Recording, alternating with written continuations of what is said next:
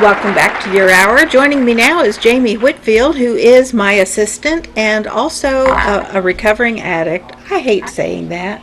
It's all Can I right. call you something else? um, because it just makes it sound like you're so one dimensional, and you're not. No, I'm Not at I'm all. more than that. Yeah, and I know it though. I know that in the course of your recovery, it really it really throws you a lot of curves. Yes, yes it And does.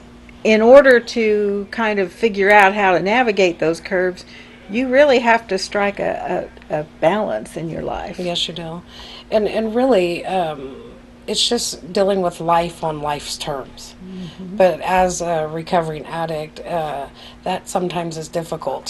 So, I just knowing in this last week that I've really had to, I've suffered balancing things out emotionally. And so I just wanted to kind of talk about my experience this week with, being allowed and being able to know when you've had enough and being able to say that and being okay with saying, okay, it's okay that I have put too much on my plate and I need to balance this out. And if anybody else has a problem with it, that's on them.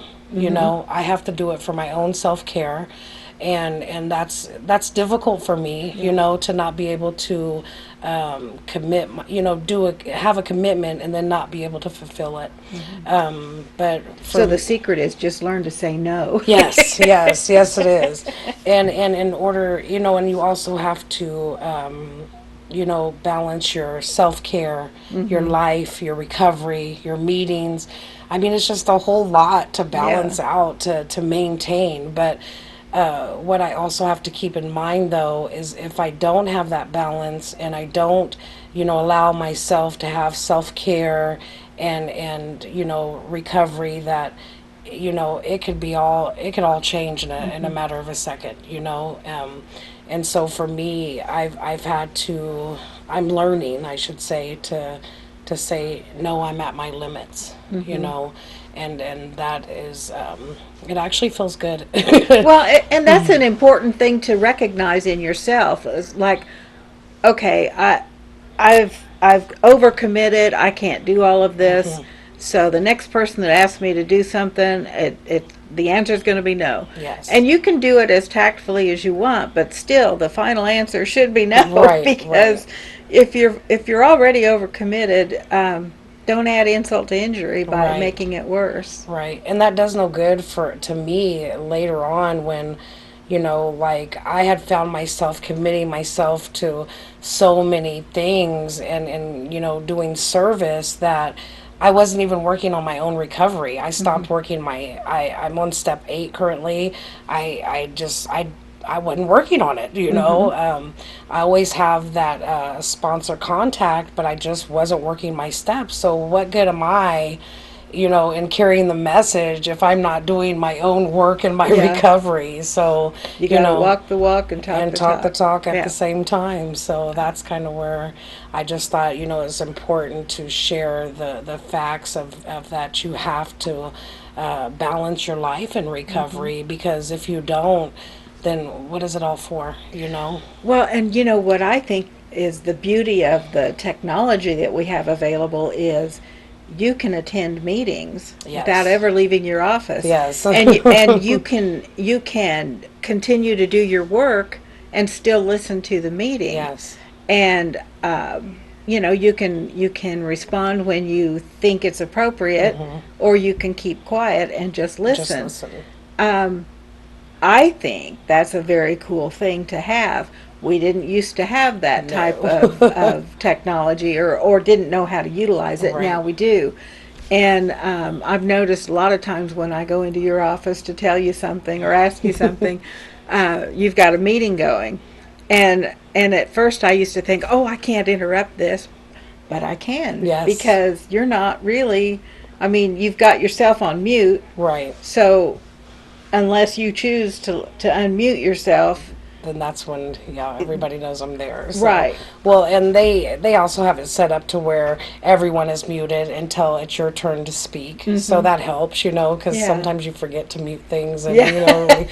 but it is really convenient. Like when people tell me, "Well, I just don't have time to do meetings and stuff," and I'm like, yes, you do. I go to like 4 or 5 meetings a day sometimes, and it's just right in front of you. You could use your phone, your tablet, your computer.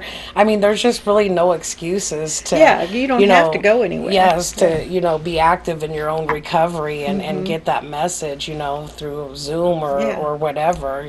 And the NA association gives you a lot of different tools to aid you in your recovery. Yes, they do. But if you don't take advantage of those tools, they're not going to help you any. No. And it's not NA's fault; it's yours. No. Well, and they don't have rules, but they tell you we have suggestions. And the first suggestion is to be able to take suggestions. You know what I mean? And so I think that suggestion is very powerful because no one's there to give you advice or anything.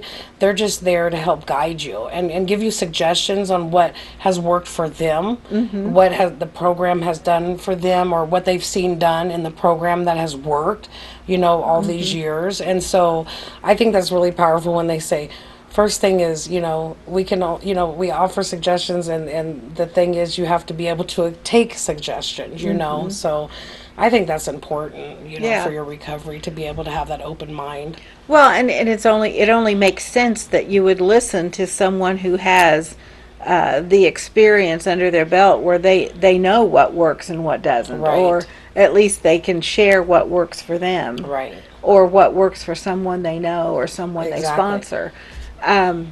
But the sponsorship, having a sponsor, is an important part of the steps, isn't it? Yes, it is. Having a sponsor is just, it's that support, and knowing that sponsor, when you call them, they're available. I mean, sometimes they are at work or whatever, but for the most part, able and available and ready to listen, ready to, and appropriately giving you appropriate responses, and suggestions. Yeah. That's important, and trusting that person as well. Well, yeah, and if you don't trust them, don't ask them to be your No. sponsor. That doesn't make sense. No. But yeah, I've seen a lot of really some serious relationships blossom between a sponsor and their sponsee because they have shared experiences. Yes. And they can actually help each other. Yes, they do. And they trust each other. That's just so major. And they have, because there's no point of one person loving the other and the other person doesn't love them back. Yeah. So, it's just important to have that with that. Yeah, there's already enough unrequited love going Yes. around. Don't need any more. Well, Jamie, it's always a pleasure having you here. you. Thanks for joining us Thank you today. for having me.